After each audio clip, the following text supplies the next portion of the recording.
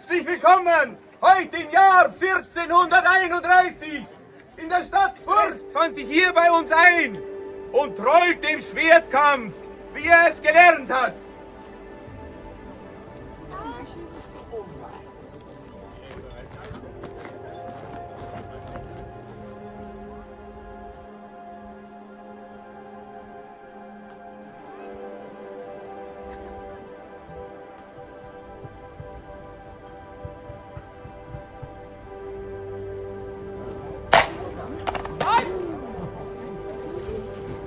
Habe ich auch nicht gesehen. Los!